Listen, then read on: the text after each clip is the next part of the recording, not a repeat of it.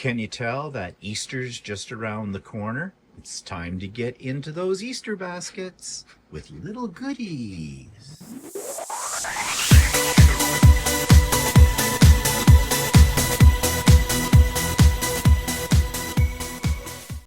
Good morning, everybody. It's Stephen here for Monday Morning Coffee with me, Stephen.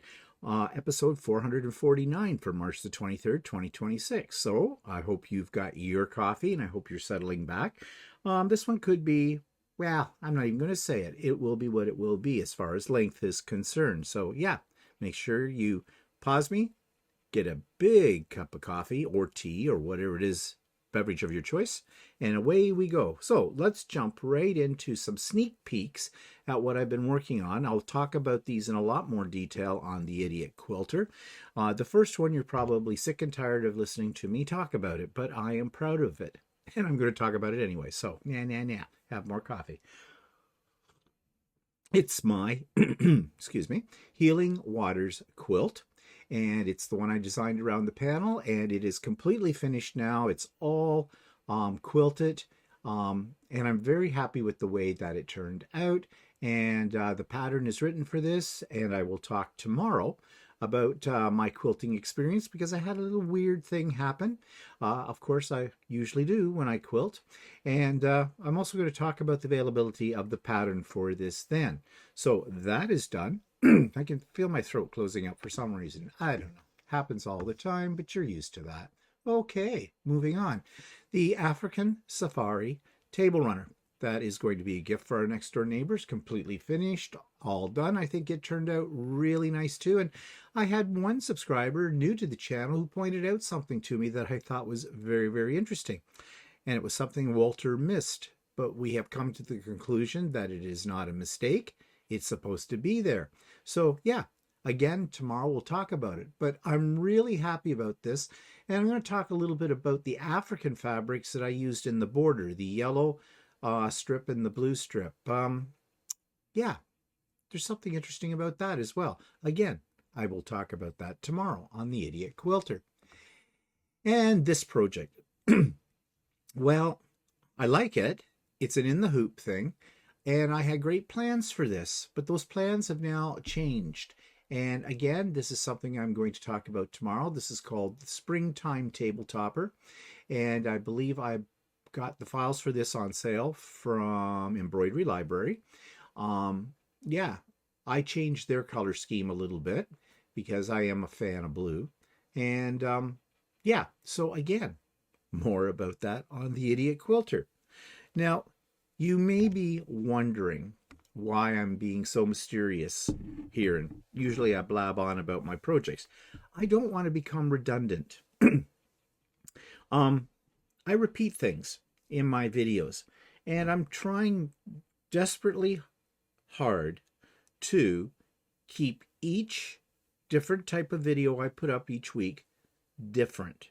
There will be some overlap on occasion, but I'm trying to keep the overlap to a minimum because if I'm repeating the same old stuff over and over again, why am I making 4 videos a week talking about the same old thing? So yeah, I'm going to try to avoid that. It'll also keep maybe this segment, this Monday Morning Coffee with Stephen, a little bit more reasonable in time length. Maybe. We'll find out. Okay. Let's have another sip of coffee. What kind of coffee do you drink? Are you a flavored coffee fan or are you just straight up black? I'm straight up black. Well, that's not completely true. We have a very elaborate coffee machine. I feel like a barista every time I use it. It will make you whatever you want it to make. Something that Walter saw it on sale online. And thought we should have, and he started off the conversation with, well, I might have bought something. When I hear that phrase come from his mouth, my immediate answer to that, and how much was it? Because I know this is something he wants, and so he's already ordered it. He's just informing me in a subtle way. It's not that subtle. Anyways, he did that with this coffee maker back, a couple of years ago. And I have to say, this has been one of the best things we've ever invested in.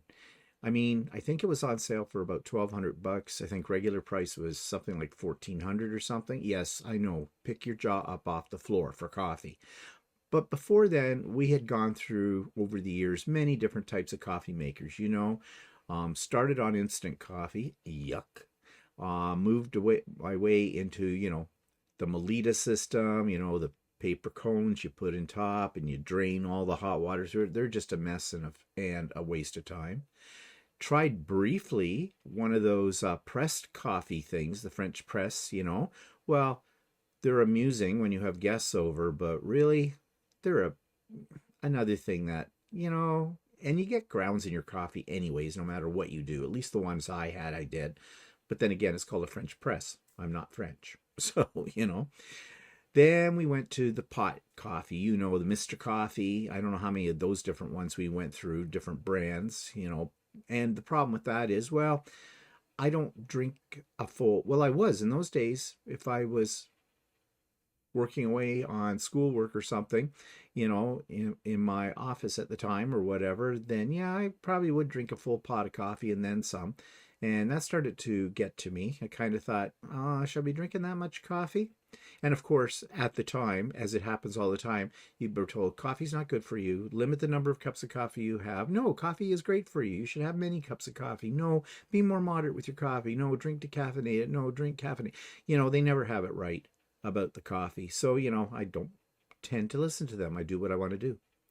And you're surprised at that. Yeah.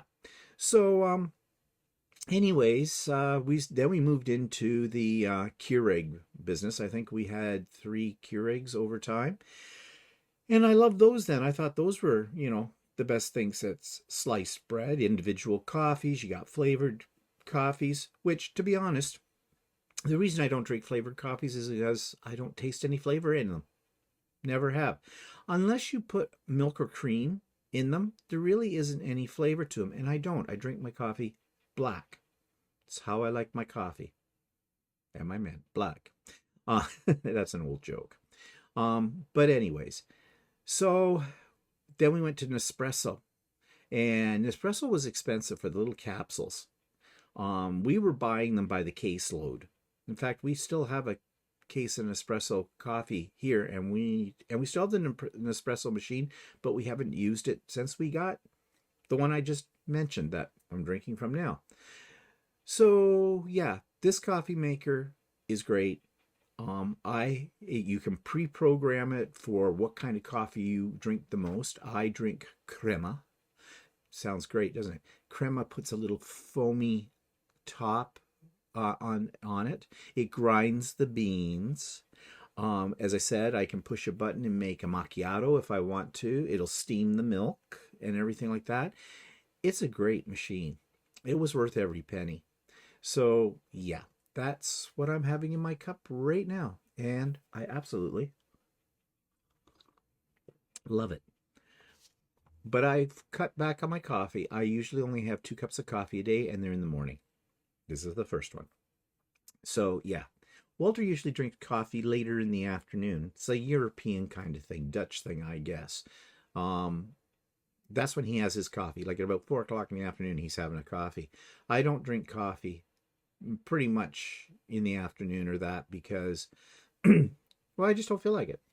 It's not that caffeine really bothers me or anything like that. And I do like my coffee with caffeine in it, and I like it strong.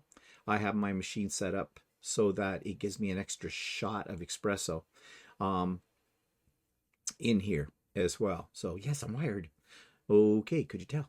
Yeah, okay, all right, moving on. Ooh. Okay, let's talk about comments from you. Some subscriber comments that I want to point out. So this one came from Rachel, and she said, I bought my daughter the pen when she was about 7, referring to the 3D pens you can buy. You've probably seen them.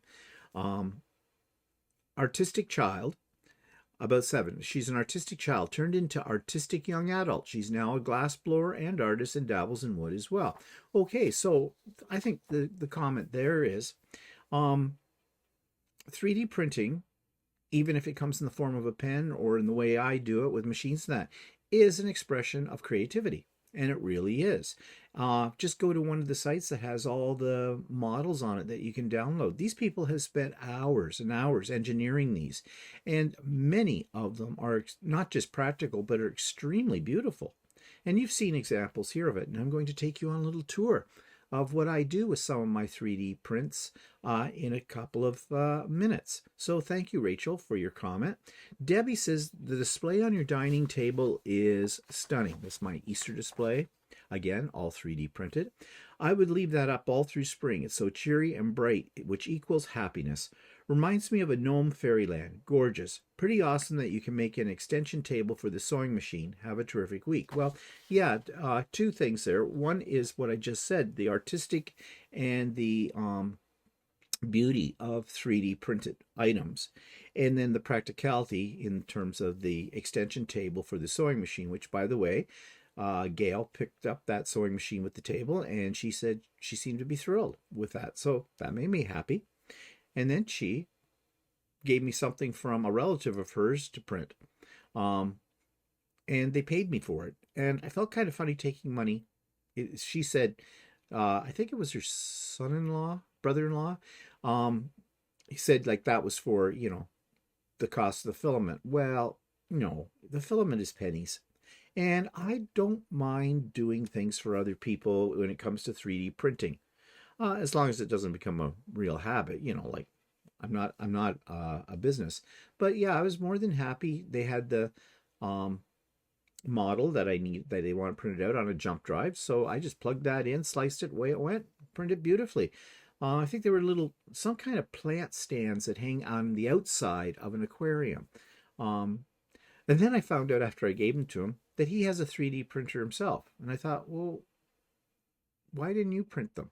But I think it might have been because he had one of the starter model printers rented Lips, and he probably had some problems with it because although it printed well on my bamboo printers, I could see where if you were using like one of my older Crealities when I had those, there could be some problems. So yeah, but it's okay. I didn't want to take the money, but she said no. So yeah, and it's funny, as an aside here, we don't use paper money anymore. Well, no, when we buy anything, everything is done through a card, and the cards are all either tap or, well, in most cases, I use my iWatch because they're all tied into that. Just go click, and away you go. So used to that I have about $30 in my wallet that has been in there for a year and a half or more because I never pay for anything with cash. That's the way it is here in Canada. It's not like that everywhere. It was definitely like that when we went to Holland. But anyways, I digress. Okay, so thank you, Debbie, for your comments on my display. And yes, I think I'm going to leave it up past Easter a little bit, maybe more into April, because I think it's really pretty. It looks really nice. And maybe I might do something, let's see, a Canada Day display or something like that. Because that, especially on that round coffee table in the family room, there's just a vase that sits on that. And that's kind of a nice little show area in there, even though it's only most of the time Walter and I looking at it. But it does do, it brings a little cheer into your house. And seasonal decorating. My mother did that all the time. She loved to decorate with little things. She had silk flowers and containers and all kinds of things, and they would change out as the seasons changed and special holiday events and stuff like that. She loved doing that. And when I was a kid, I thought it was stupid. And until I got a 3D printer, I thought it was stupid. Now it's a way to showcase my 3D prints. And the last comment this week comes all the way from across the big pond from over in the UK. And this is Malcolm. And Malcolm says, I always look forward to your videos. Many thanks as ever. I'm recently, and to my surprise, really finding myself getting interested in 3D printing. Perhaps it's because I'm an inveterate tinkerer, a trait which annoys my husband due to the resulting domestic untidiness and chaos. I fear it verges on a hoarding pathology. Oh, yes, it does. I know, because I have the same problem. He's amazingly long-suffering. I'm afraid your exploits and recent advice on 3D printing are only feeding the disease. Well, I'm glad I can enable. But yes, it is a kind of an addiction. Um, I've got filament arriving sometime this morning. Again, I buy filament now like I used to buy fabric. I still buy fabric, but the filament is the thing now. Yeah. So, and somebody might think, is this a healthy obsession or is there a problem? Actually, I found something very interesting about the health effects of 3D printing, and that we're going to talk about later on. Okay, it's time for more coffee. So, what's been happening at home and elsewhere? Well, on the political scene. I mean, we got to talk about the elephant each week in the room. Gas prices and food prices, of course, all going up, and we all know why. For a war that is nobody's but only one person's war. But isn't that nice? How one man can have that kind of effect on the global community. Really. So there we are. I am really lucky that I don't have to drive to work every day. I don't have to commute. A full tank of gas in my car lasts me 2-3 months. Yeah, literally. Walter has a hybrid. And he was saying the other day, boy, he's really glad that he has a hybrid right now because he can get a lot further on a tank of gas because it'll switch over to the electric part. So that's a good thing. But not everybody is as lucky as we are with that kind of situation.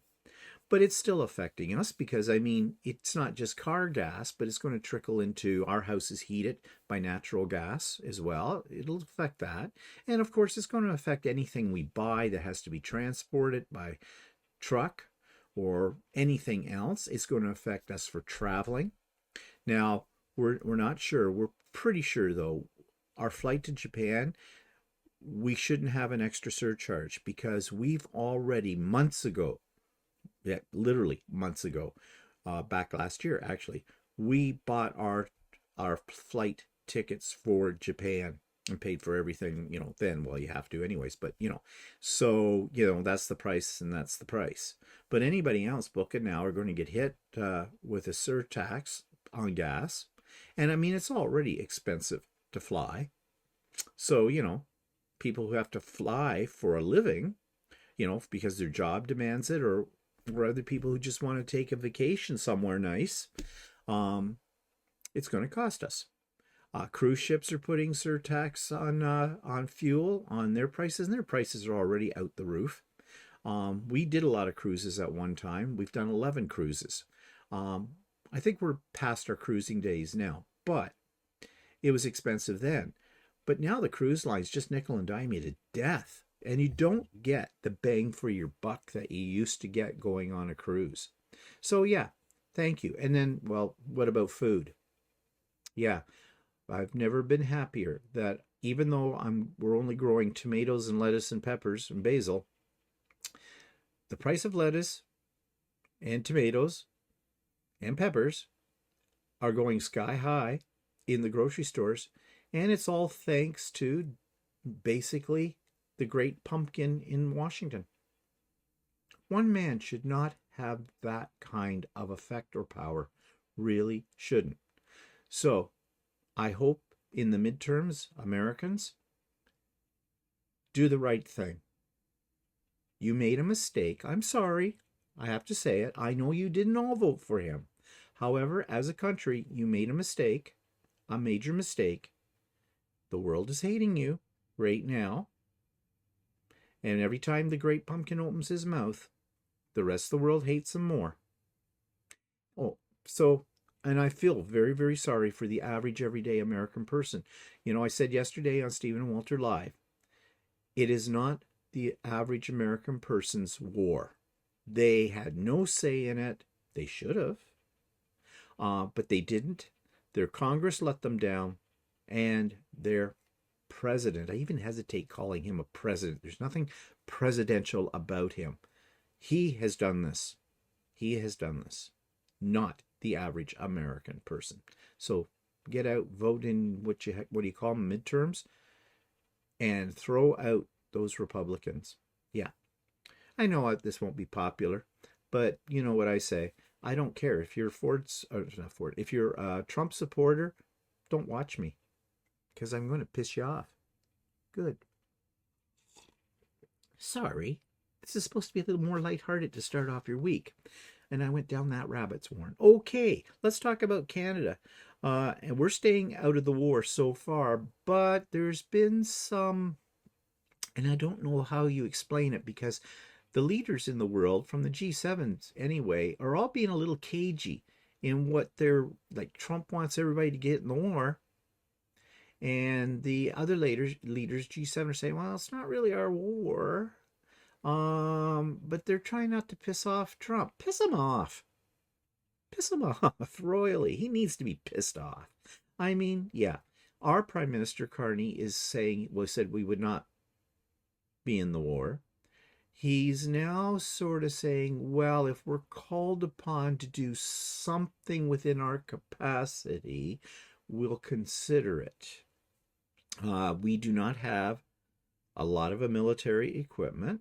Our role in Canada in most wars that have happened in, the 20th, latter part of the 20th century and up to this century have been as peacekeepers. We go in and help with the transition between war and peacetime and that kind of thing. And I'm very proud that our country does that because that is really what we are as Canadians. But you never know from one day to the next. That pumpkin opens its mouth and, well, who knows what changes. And speaking of pumpkins, we have our own pumpkins in this country as well. We have Poilievre, who's now trying to become a diplomat. Up until about a few weeks ago, he wants to be prime minister, and he still does. But now he's realized that maybe his approach to this hasn't been well received by the general public, nor his own party, for that matter. So he's sort of cooling it. He's still going around and talking to, in my opinion, he shouldn't be allowed to go off and try and make deals with any other countries in the world because he is not the prime minister. And his party is not in power.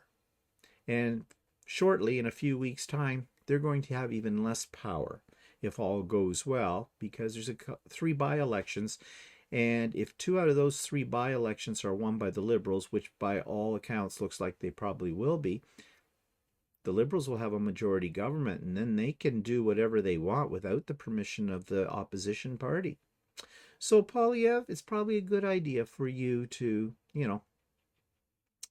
simmer down and start showing that you are a Canadian.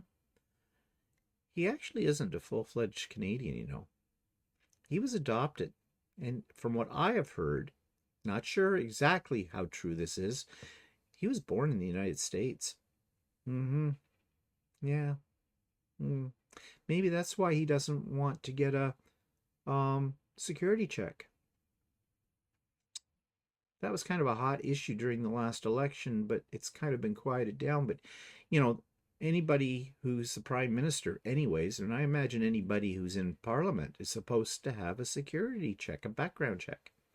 He wasn't having one. And he wasn't very clear on why that was. Yeah. So anyways, he was on Joe Rogan's podcast. Well, just shut up.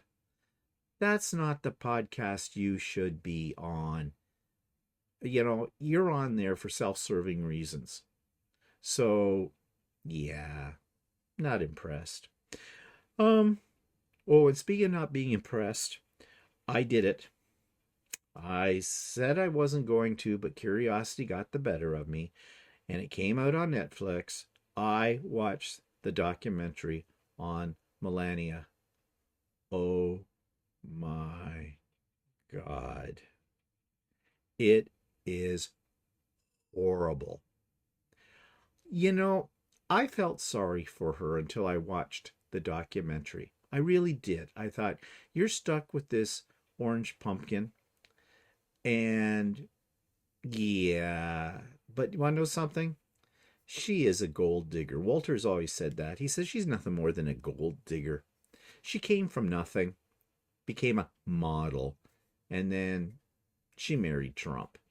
So, yeah, don't waste your money. I mean, don't go to a theater to see it. It's free on Netflix right now. Well, they have to do something with it. They invested something like $40 million in this. And that was Amazon just kissing the butt of the Great Orange Pumpkin. Yeah. And it's very obvious in the movie that this is a piece of propaganda. So, yeah. Uh, Best watched when you're half snapped. Yeah. Okay, so that's what's been going on around here on the political scene. Locally, we talked about this on Stephen Walter Live. Our premier, who is kind of Trump, this is Doug Ford, Premier of Ontario. He's kind of a mini Trump. Yeah, not quite as severe, but yeah, you can see a lot of indications of that. He's probably got a poster on the back of his bedroom door of, Trump. But yeah, unfortunately, he has a majority government in Ontario, so it's going to take us several years before we can try and get rid of him. Yeah. But anyways, yeah, nothing much more around here to talk about. So let's move right into new product review. Nothing really. I haven't bought anything to show you, but I do, as I mentioned, I do have filament coming this morning sometime. And yeah, it was funny. Speaking of, filament and buying it, I usually buy bamboo filament and I buy it directly from Bamboo. And because they have really great service, their prices are good, and I love their filament. But one thing that they do not have in their repertoire yet is a true rainbow filament. And I love rainbow filament. Creality, though, they make their own filament, and they do have rainbow. And the last few times when I've been looking for it, I've gone to a store called Canada Computes, which is what it says. It's a computer store, and they sell 3D printers, and they sell filament. And they had a good supply of Creality rainbow filament. So that's where I've bought it the last couple of times. Well, we went in on the weekend, excuse me, or went in Friday, I think it was, and the shelf was bare. They didn't have any. And in fact, their other filaments were a little bit on the bare side as well. So I thought, well, this isn't good. So I went to the guy at the counter and he said, could he help me? And I said, yeah, what's with Creality rainbow filament? Nothing on your shelf? And he goes, yeah. He says, we can't keep it on the shelf. We get it in, and these guys come in and they buy armloads of it. I could be maybe one of those guys. I don't just buy one box. I buy 3, 4. But I guess these guys are buying cases of it, kind of a thing. And other filaments as well. They're having a hard time keeping it stocked up. And I thought, uh-oh, now I have FOMO. So I went ahead yesterday, or the day before, I went on to Amazon, because I've bought filament from Amazon before too. And lo and behold, they had the Creality Rainbow, and it was on sale. So that was even better. So I bought 4 boxes. That's what I'm expecting today, because I do use it. I use it quite a bit. So I'm hoping this is just a temporary supply thing. There have been shortages in filament before, too, for one reason or another. But yeah, we'll see what happens. So in the meantime, I mean, it's not like I'm going to run out anytime soon of filament, because, well, I'm already having some plans now that I've got rid of the old Creality printers. I have some room out in the Lucy room, and I need to, and probably today, get on to that where, I got to make space for storage. And I have a lot of stuff out in that room that needs to go. So that might be part of the plan for later today. Okay, so nothing new.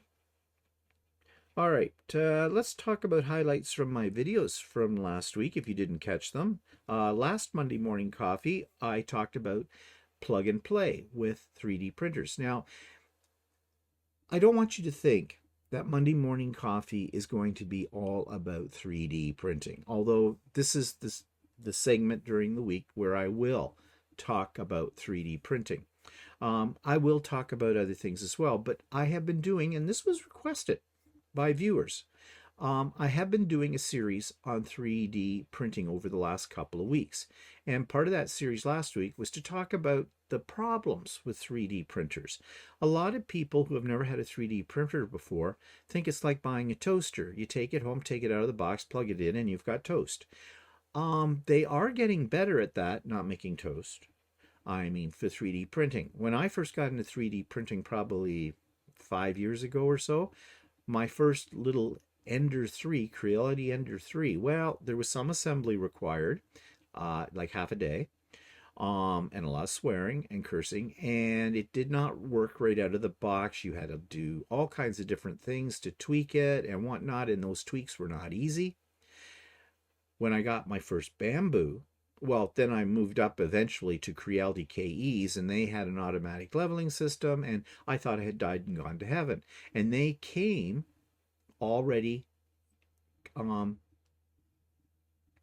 assembled, which was great. So yeah, it was almost like plug it in and you were printing, but there were still some quirks with that. When I got the Bamboo, the first Bamboo, I couldn't believe it. Came right out of the box. You took all the packing stuff off it, you plugged it in, you print it without even reading a manual.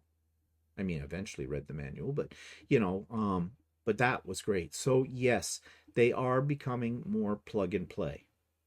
And I think that's maybe why filament's running out. I think a lot of people at Christmas time got 3D printers. Everybody's doing 3D printing.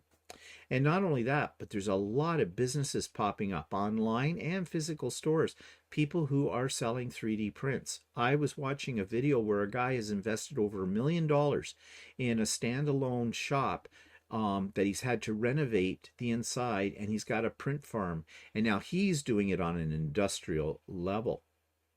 But he's using Bamboo printers primarily. I mean, the top of the line ones, but there's thousands and thousands and thousands and thousands and thousands and thousands of dollars invested in that. Am I starting a business? No.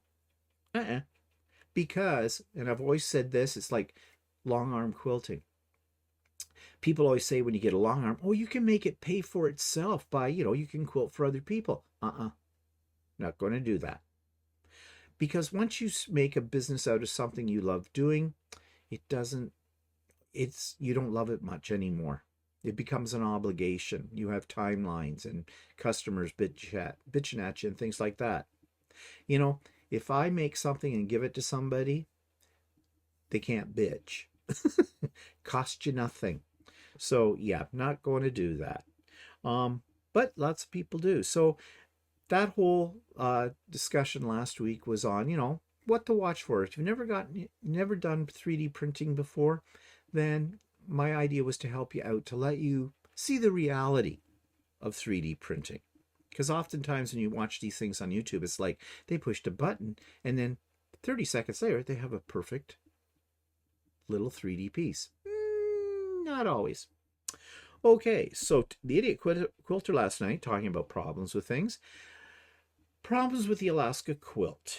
I have decided I am going to do a series on this over time on the Idiot Quilter part of my channel, where before it was going to be a tutorial with each block in the quilt. No, now it's going to be a bitch session. Well, it's the quilt from hell.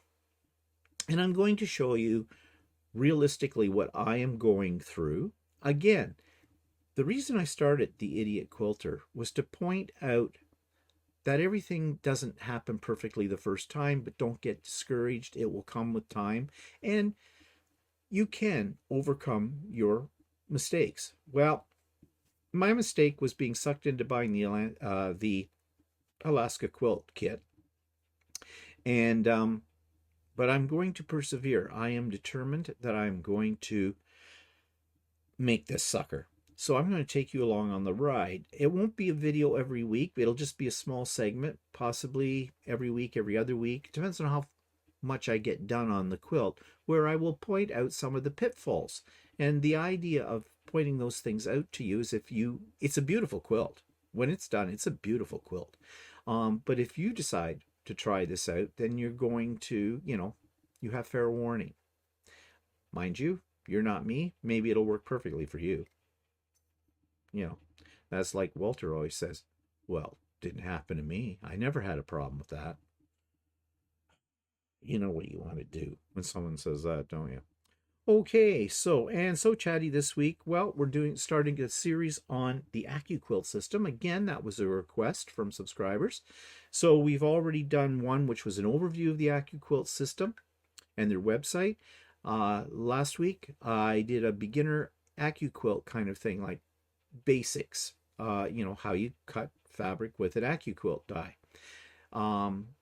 This week, coming up, the So Chatty, I have a thing on combining your Accuquilt dies with your embroidery machine. And I'm going to show you what Accuquilt provides for you to do that and how they go about it. And I'm going to show you how I go about it. And there's a little sneaky part in there about how you can do this for nothing and not have and you don't even need an Accuquilt. Yeah, stay tuned. That's Friday. Okay. So that takes me to coming events. Well, we have Sewing with Me on Wednesdays. Why aren't you there? Tell me this. Why are you not there? Okay, maybe you work. I forget people work. I haven't worked in almost 14 years. I'm retired.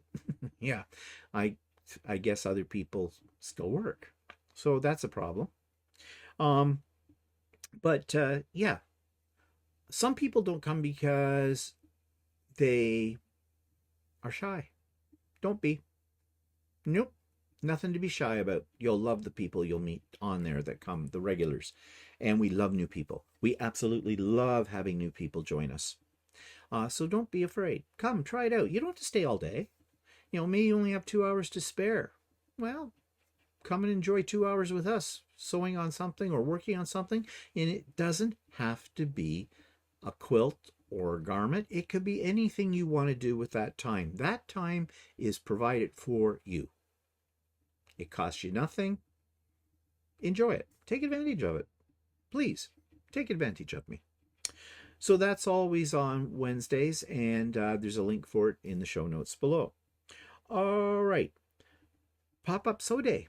Now, for those of you, I just mentioned that work and can't make one of the Wednesday sew days. Well, I had people mention that to me, but they would love to come to something like that. So I created pop-up sew days, which happen on a Saturday. They're always on a Saturday, but I don't do them every weekend. Usually I try to do at least one a month. Sometimes I get in two. It depends on what I'm doing. So we had one of those on this past Saturday. Many of you were there. It was a good time, and I've had many people write me comments saying that they love the pop-up sew days because they get caught up on what they're doing.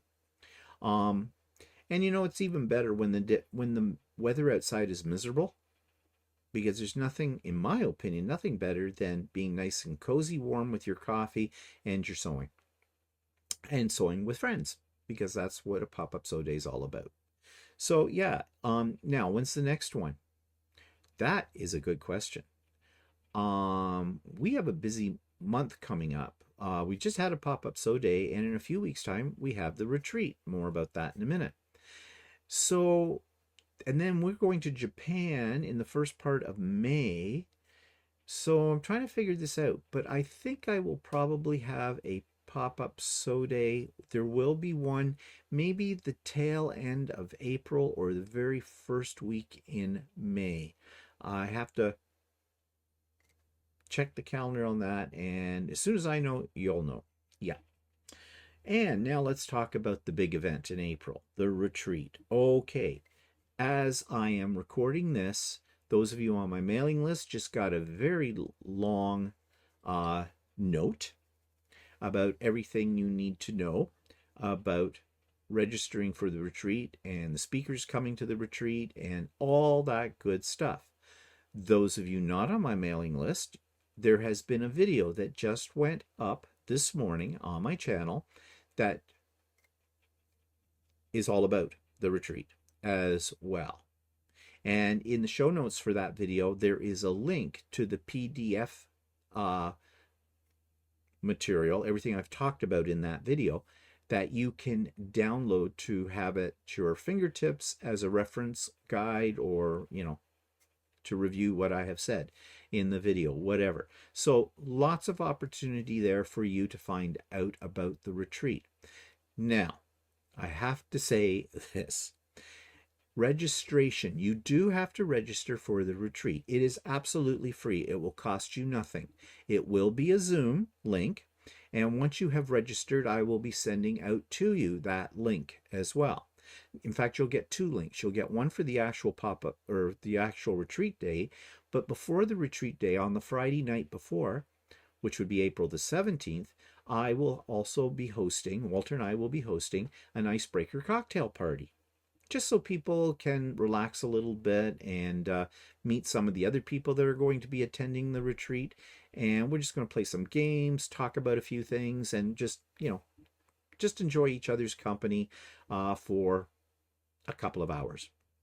So it's no obligation to attend, but once you are registered, it's for registered people only with it, then yeah, you can come to that. But there's more about that in the video and in the notes as well. So yes, those of you that have received the note because you're on my mailing list, please read it thoroughly.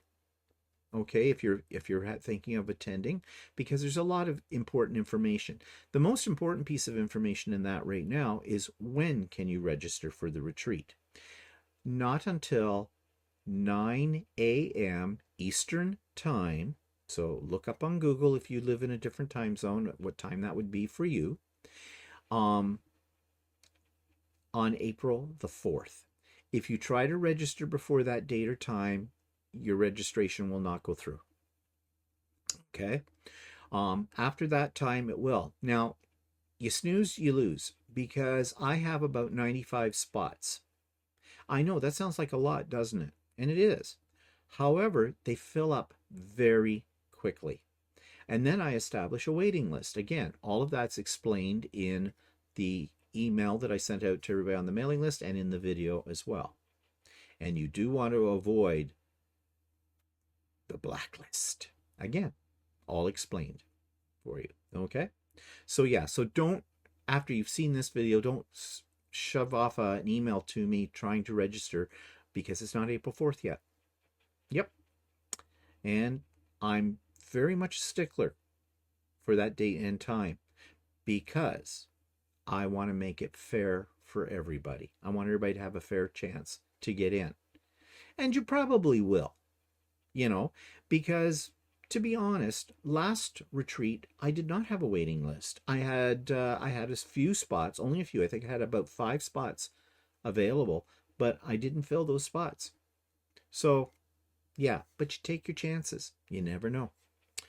Okay, do I need to tell you anything else about the retreat? Nope, it's all there. You know what's going on. In the show notes below, there's a link to the video I mentioned, but it's easy to find. Just go to my channel and you'll see it. It'll pop up on there in the latest videos. Okay, let's talk a little bit about the weather that we are experiencing here. And, one thing I didn't do was I didn't take a picture of outdoors. So I'm going to do that. So here's looking outside and you can see spring has sort of sprung. I wouldn't get too excited yet for where we live because it's not unusual that we can still get snow into the end of March, even into the 1st of April. On a very rare occasion, we have had snow in the beginning part of May. But right now you can see a lot of it is gone. A lot of this disappeared over the last couple of days. We did have some rain. Everything's a little gray and dull at the moment and dirty looking. But so we do need the rain to come and, April showers to wash away all this crap. But definitely looking a little bit more like the beginning, the early stages of spring. And, I'm going to say something. I'm not a fan of winter, but I don't dislike it. When I was a kid, I loved winter. And I love walking out in the real cold. I have enjoyed that this year. My little earmuffs on, my layers on, my scarf on, everything in my gloves. And even though it's been cold, when you're bundled up, it's not too bad when you're walking. Also, there's not a lot of people necessarily walking when it's really cold out there. So, it's a little bit more, it's quiet time, meditative time in a way. When the warmer weather comes, though, they all come out. And that's okay. I mean, you get to see your neighbors kind of a thing and say hello. Um, but anyways, at least the one thing now is I don't have to worry about slipping on ice. And yes, in fact, it was last week, tail end of the week, there was still some snow. I hit a spot of black ice, didn't see it. I went down.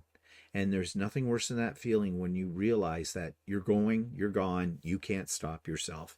And you just pray that you don't break a hip. Okay, so, and of course, I came home and I said to Walter, well, I fell. And do you think the first words out of his mouth were, are you okay or not? He goes, you should be more careful. You're such an idiot. And also says, hey, watch it. We're going to Japan. Yeah, thank you for being concerned about my health. Yeah, but anyways, yeah, so you do have to be careful. But now it's great. And it also means I don't have to wear my winter boots. So that's even nicer. Um, so that's what it's looking like today. And what are we talking about as far as temperature? Well, right now it's currently -1 degree Celsius. So that's about 28, 30 degrees Fahrenheit. So yeah, it's frosty, but not as frosty as it has been. And our high today, though, is supposed to be +2, which is about 34, 35 degrees Fahrenheit, above freezing. Yes, it's still nippy, but it's going in the right direction. Let's say that. And as far as precipitation, I was going to say participation, but precipitation is concerned, there isn't any. No, looks pretty good. And it doesn't look like we're having anything until about Wednesday, and Wednesday's got a 40% chance of rain. And then Thursday has a 90% chance of rain. And then Friday's supposed to be sunny. But on Thursday, we're supposed to hit a high of 10. So that's around 50 degrees Fahrenheit. So yeah. But right now, it's the time of the year where you can't trust anything, because one day you can have sunshine, the next day it's pouring rain, the next day it's going to be sleet. So you never know. It's life, it's Mother Nature, can't do much about it. Okay, so what you can do something about here, and just let me find it, is how are things growing? And I think our stuff is getting a bit of a spurt.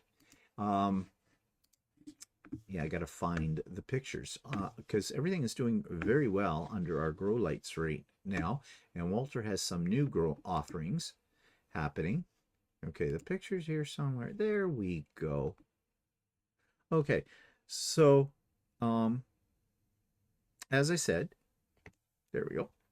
Walter has planted a new crop of lettuce. And so you can see that they're shooting up there. And they don't take a long time. This time next week, we'll compare it and see how much it has grown, but it will grow quite a bit. The other one, we still have lettuce here.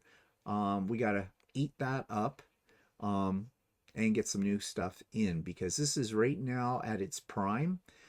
So that's when you want to eat it, because when it starts to bolt, and that means go to seed, then the lettuce becomes really tough and bitter. So you don't want that. And then, of course, in here, our new crop of tomatoes are coming along very nicely. And we're starting to we put tomatoes in everything. We put them on sandwiches. We put them in salads. We cook with them. We eat a lot of tomatoes. And I think it's getting almost time. It's a little blurry, but these black things, which are really a dark, dark, dark purple, are peppers. And they just grow that way. They taste the same as a green or red pepper. I find the color a little off-putting, but it was a mixed bag of seeds, and that's what's come up. And I'm not sure, there may even be some flowers on this plant again, which means we'll have more peppers. They take a lot longer to grow. I know that if you take them outside to get them fully mature, it usually takes about 80 days. So yeah, you're talking, over 2 months, 2.5 months or so for that. So this is pretty much the same in here. So you got to sort of, while one plant is maturing, you're starting another plant, and they do keep producing as well. So yeah, things are coming along really nicely. And as I said, although it's only 3 things that we're growing, basically, Well, basil's a fourth thing, but we don't go through a lot of basil. Um, this helps with your grocery bill because we like to eat a salad, almost with every meal. And, the price of lettuce, the price of peppers, the price of tomatoes, which are basic ingredients for a salad, they add up. They add up very quickly. And plus peppers too. I think last night it was $4.99 a pound, or is that a kilogram? No, I think that was a pound. Um, for peppers, if you cook a lot with peppers, and we do, well, yeah, pricey, and it's not going to get any cheaper, as we've already discussed. Okay, so that's what's going on with the grow lights.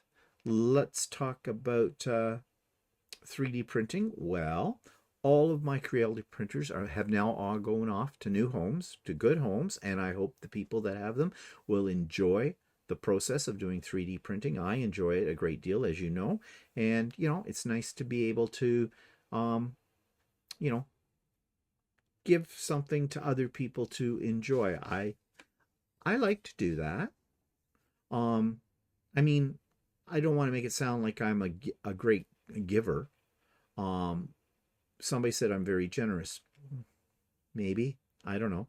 I do have ulterior motives. Yeah, I'm running out of space and I'm not using them, so they might as well go to somebody who will use them. And I always make sure anything that I give to somebody, it's in perfect working order. I wouldn't give somebody my garbage. I mean, no, I know there are some people that do that, but no, those printers are in great shape. So, yeah.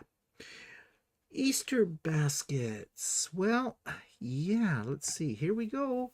These are my Easter baskets at the start of them. You can see a few things popping up out of them. But next week, I'm working on this week. I bought some of that fake shredded paper to put in the bottom, and I have some more little 3D printed things in them, and then some chocolate Easter eggs. My idea here is we'll probably end up at my sister's for for Easter dinner. And so I always like to take something when I go over to my sister's that I've 3D printed. She never says, but I have a feeling she just rolls her eyes and goes, oh God, more crap. But I mean, I do have nephew and niece. Okay, so they are like over 30, just. But I give them something. And so I'm making these for them. And I'm making one for everybody at there and a couple of extras just in case. And my idea is I'll take those over, and my sister will have the dining room table all set up for dinner. And I just go and I drop one of these at each person's table setting, and it's a little surprise. What they do with it afterwards, I don't care. But I just have fun printing them. And by the way, I was talking about rainbow filament. These were made with rainbow filament. See how pretty? Yeah. And I'll show you probably next week what a finished basket looks like, because these are a work in progress at the moment. I'm almost there, though. Okay. So anything else here to show you? No. But I do have something to show you. Okay. So I've talked about 3D prints and what do I do with them. Oh, by the way, this is a long video today. You better get a second cup of coffee and pause me for a minute, because I've got a little tour of my house full of 3D prints, and I'm going to show you where I put them, and then you're going to understand that I have a problem. So, I'm into 3D printing. How could you not? And of course, I thought that I should show you what I do with all the things I make. Now, I'm going to be really upfront about this. I am contributing to landfill. I am sorry. I am not being very ecologically minded, environmentally friendly with my 3D printing. And this is a problem with 3D printing. I mean, you're using plastic, and it is not that biodegradable. Now, I use PLA for most of my prints, and it is a derivative of cornstarch. So it will break down over time, but it takes a long time for it. They are working in the industry to try and combat this problem, but it's still a problem. So please forgive me for that. But, you know, you can say that about a whole lot of other things that people do as well, right? And I'm not making excuses for myself, but if they come out with a way that we can recycle some of the prints that don't work for us, or the printer poop and that kind of thing that is affordable and works reliably, and they are working on that, then you know that I will be one of the first to get something like that when that becomes available. In the meantime, I thought I would show you, just take you on a little tour around my house with my 3D prints. So of course this is my 3D station, and I just noticed that this one has stopped. And why? Oh, because I put it on pause. Yeah, so I should get this started back up here. Resume. Yeah, there we go. I stopped it because I was doing another recording and I didn't want the sound from it, because you can probably hear it in the background. These do make not a lot of noise, but they still make some noise. I'm busy printing in this one thing for one of our friends asked me if I could print these little flower pots that hang on the outside of an aquarium. They gave me the file for that, and so that's what I'm working on. That noise you just heard was just the printer starting itself back up. It does make noises. Okay, so here you've already seen these. These are the Easter baskets, and I'm fooling around with what prints I think are going to work in these. Again, this is one of the reasons why you create a lot of waste, because you're constantly experimenting. Then you make little whimsical things. You can see back here there's a little clock. Bust of Walter with a Wicked Witch hat on. Thing, Mickey Mouse clock, that was all 3D printed. I have things like, this is a bucket. I made a lot of these at one point and gave them away. They actually were a thimble, and I blew them up about 3,000%, and they make great little trash cans for my printer poop and things like that. And that red thing in the background is a poop chute. Yeah, that's what they call it, a poop chute. So, you know, when the machine casts off some of the extruded filament, it drops down that chute, and then it eventually hits the garbage can as well. Again, it does produce a lot of poop.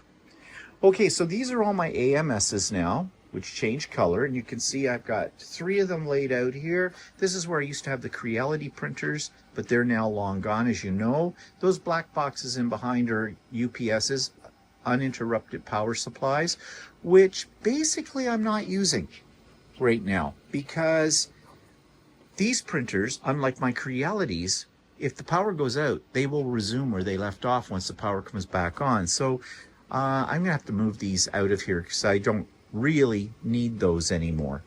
Some of my filament, what I do is on this rack, it used to run the full wall length, but of course then once I got this printer I had to take some of it down, that's the holes in the wall. And I put some of the spools that have, you know, just leftovers. I try not to throw the leftovers out. I try to make some little prints that I don't care if they're multicolored, to use up some of that filament. Of course, I store all my filament in these cupboards up here. You've seen this before. I need to do a little restocking.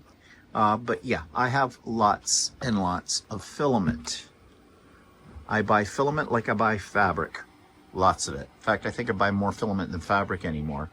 Another AMS on top of that, and there's one on top of the other. So let's just go around here. Now, there's lots of useful prints you can make. Like I made these. They hang off the side of the printer and hold all my tools up. Before I had them in another kind of 3D printed box for them, sitting on this spot here, but it was just getting a little too cluttered. Another one of those cans. Here was an experimental thing. I saw this little barn. I put a little barn quilt thing on the front of it. I don't know what to do with it. It's when I had that brief phase of miniaturization, miniature villages. Speaking of miniature villages, well, you can see my little Dutch display. I found these, and that was when we went to Holland last year. I didn't get these in Holland. I made them here. But that's where they sit. This is a little gnome. Basically, it was several prints that I fused together in the slicer. And Yeah, what happened to my pad? There should be a pad. This part holds a pad. It's actually a cell phone holder, but I altered it a little bit. And you can do that. And here are some just, okay, dragon, dinosaur something, a giant skeleton spider, just because they caught my fancy. I do have other prints in this room, like a lot. We have my gnome display. Yeah, I made a lot of gnomes.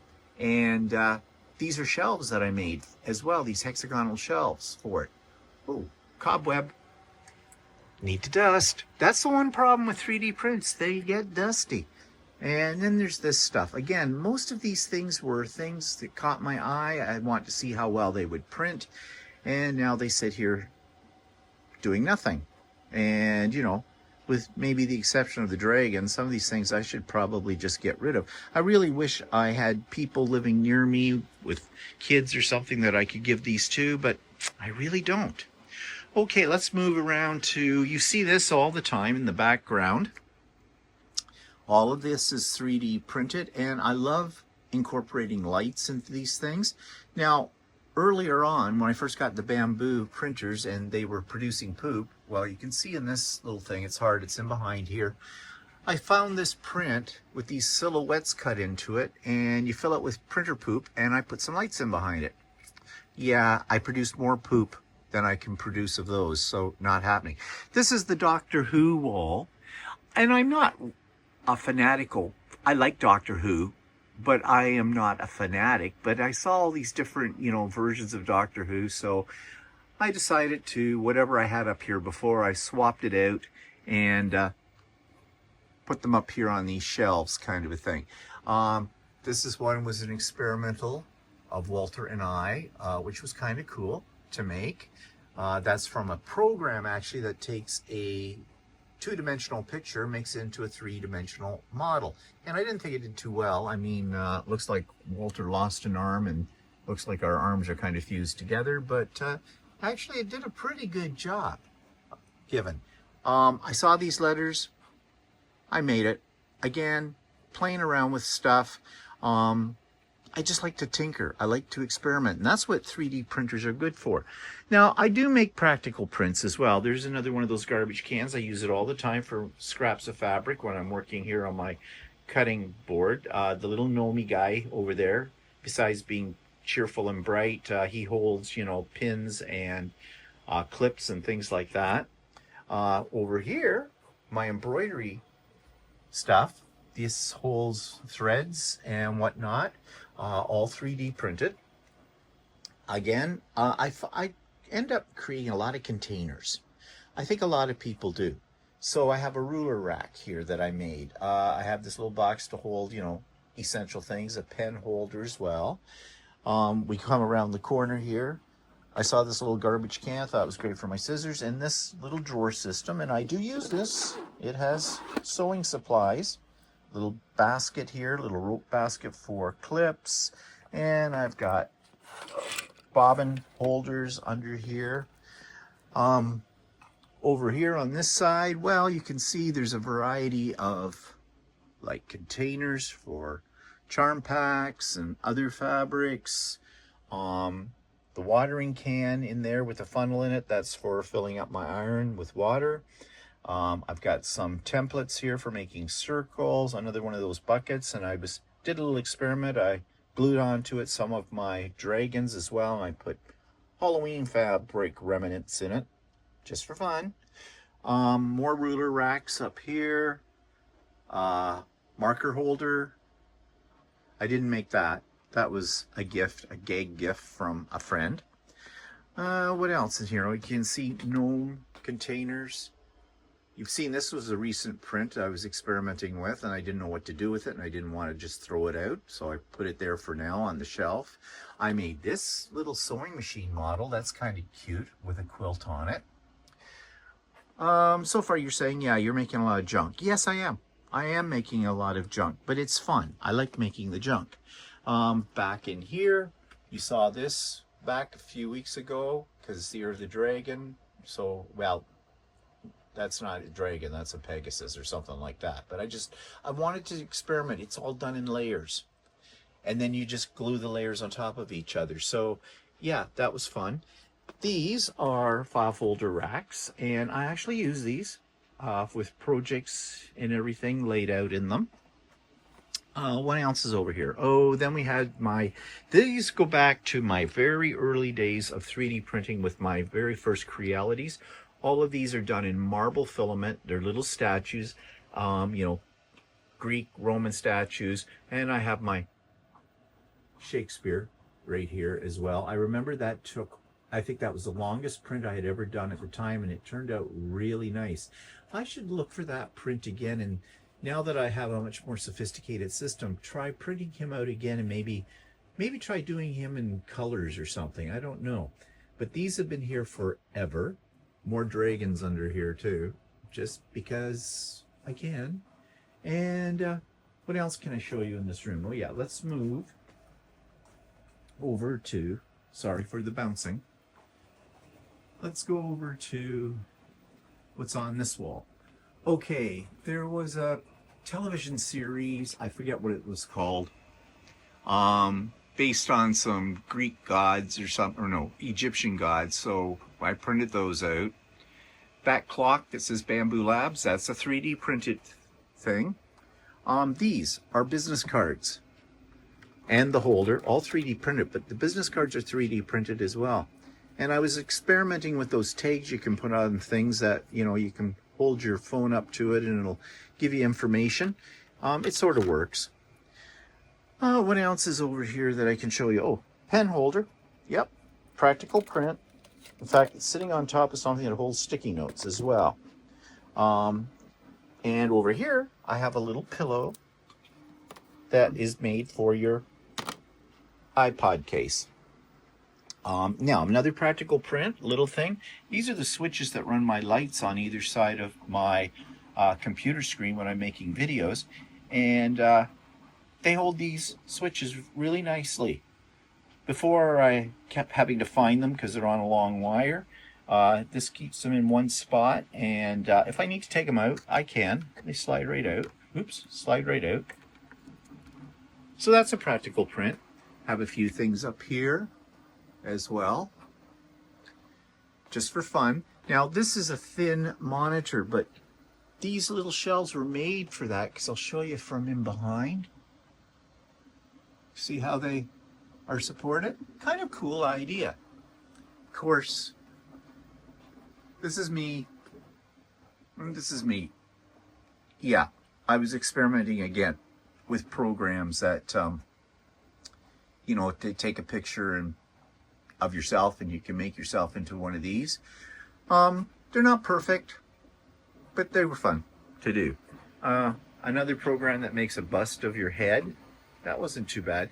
These masks are not 3D printed. These came from Venice many years ago. I bought them. But this, the wolf, that is done by the 3D printer through a program called Q-Force, which actually takes pictures and paints with your filament to create that. It's kind of a neat effect. I think I did show you around Valentine's Day the Mickey and Minnie Mouse in the card. I just thought they were kind of cute. This AMS is sitting on top of this printer on this drawer system. And this was a print that I did when I first got the first bamboo printer, because it was designed to hold your AMS up on top. And yeah, that is another example of a practical print. Now that was pretty big, but you can see here it was done in sections, and then you just sort of, they fit together and you glue them for security. Okay, so that's a lot of things in this room. Oh, I forgot this stuff up here. I'll bet you that's as dusty as heck.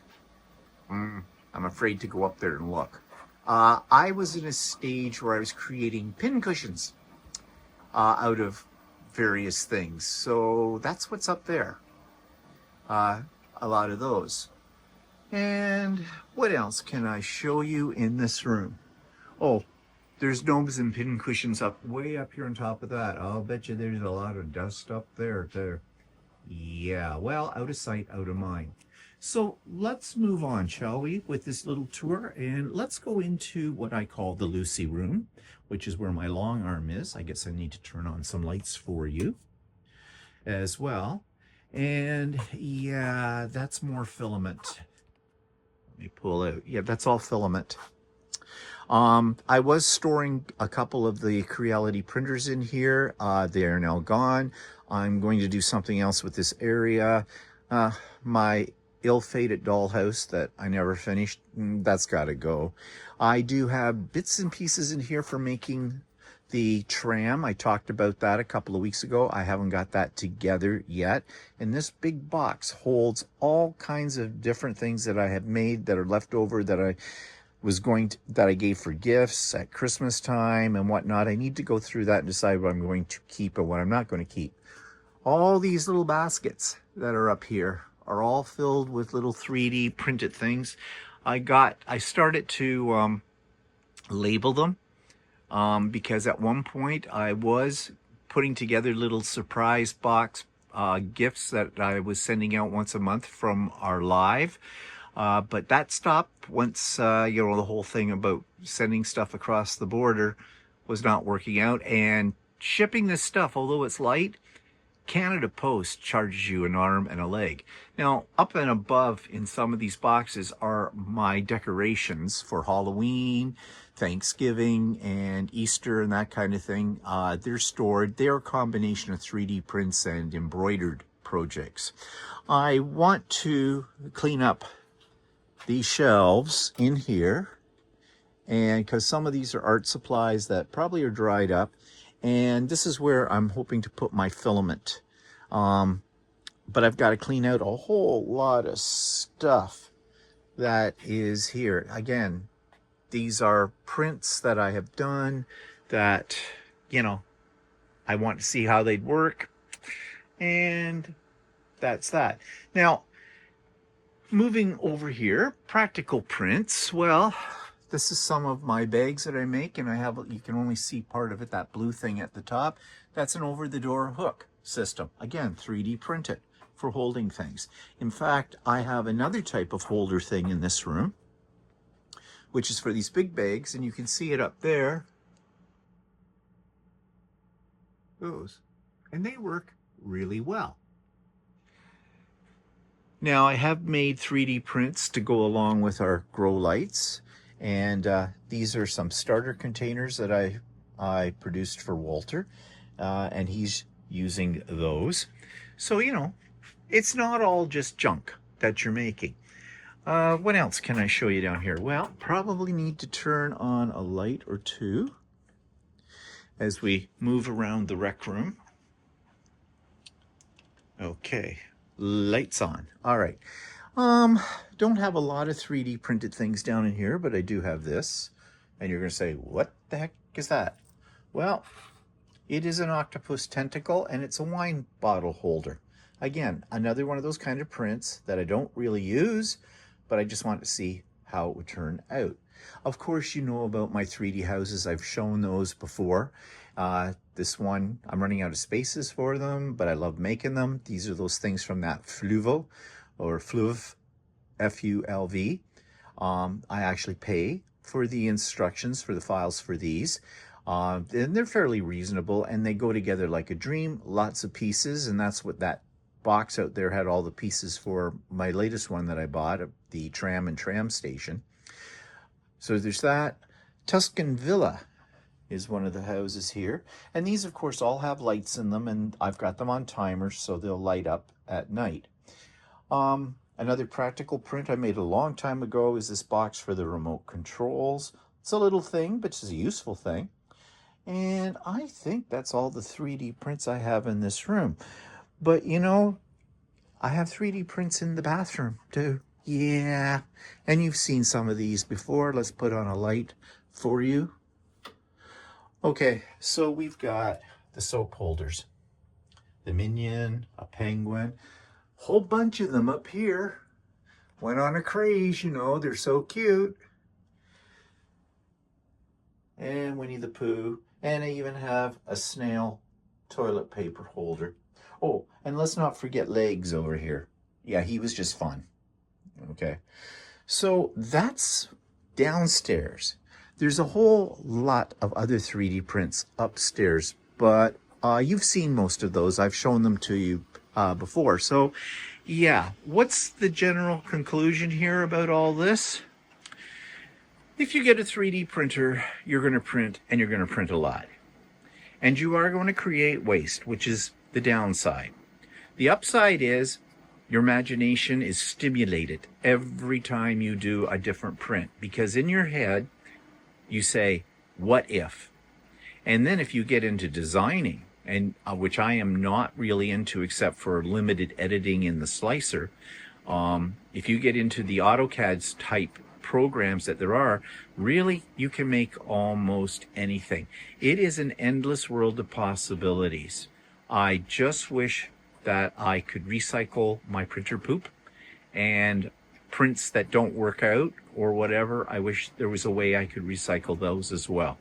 But anyways, it's a fascinating world, and I've already gone over the basics of 3D printing, talked about printers, talked about filaments, talked about slicer programs.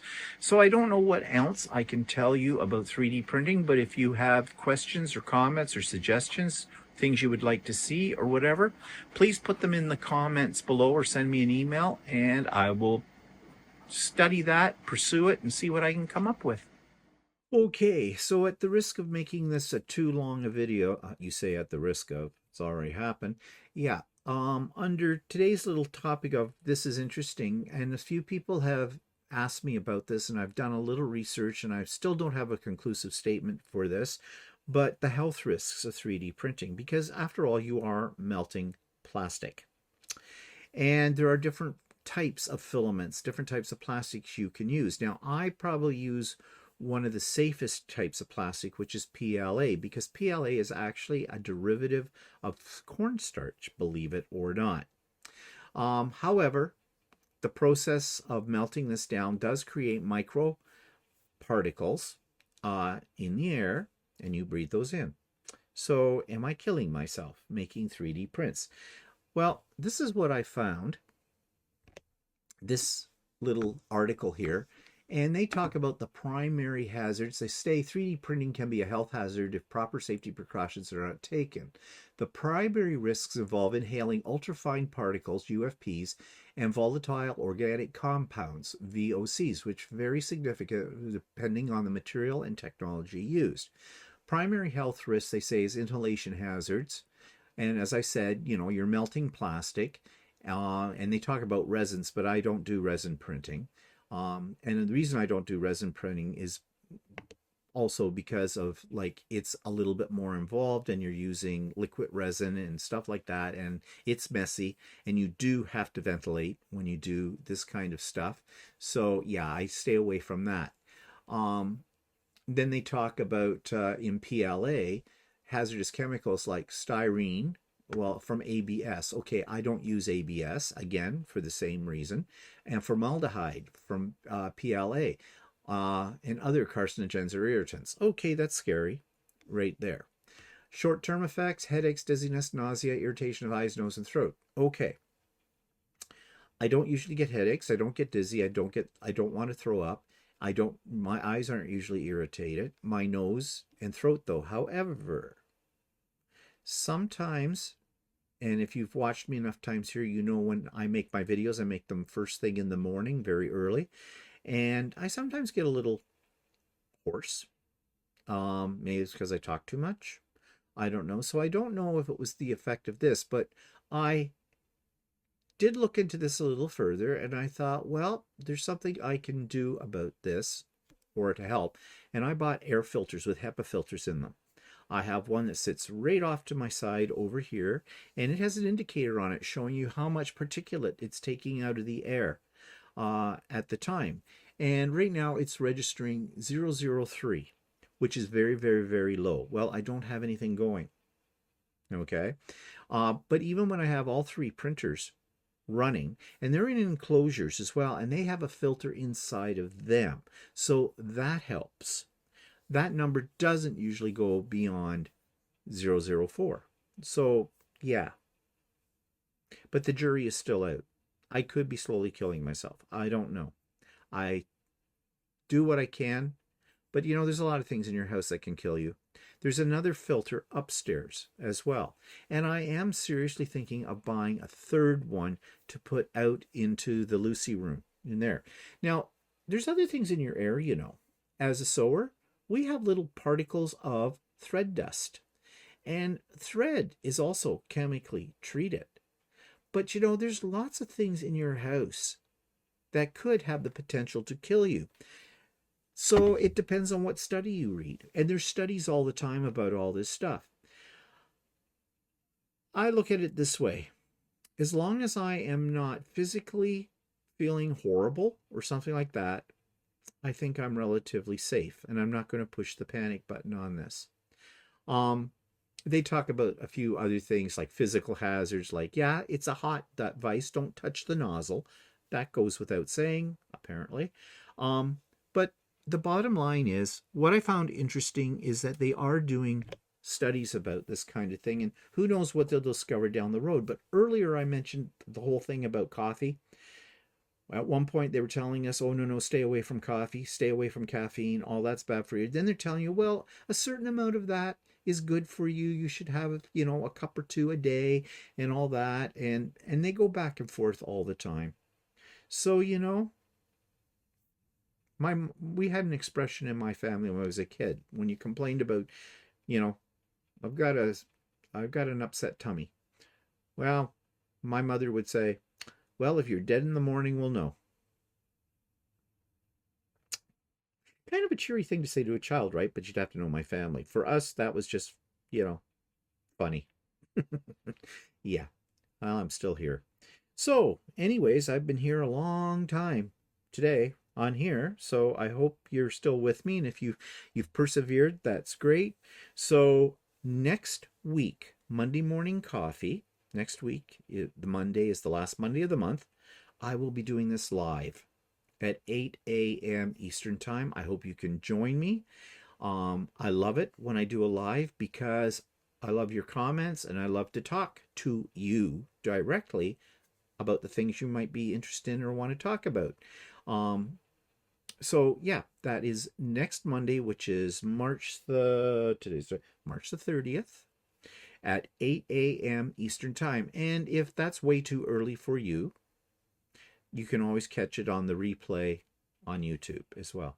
So with that, I hope you have a really great day. I need to get another cup of coffee, and we'll see you next week. Well, we'll maybe see you tomorrow on the Idiot Quilter as well. So have a great week. Bye, everybody. Hi, I'm just going to interrupt my program for just 1 second to remind you to like the video, to subscribe to the channel, and hit the bell for future notifications. That's all I ask of you. Show me a little love. Thanks.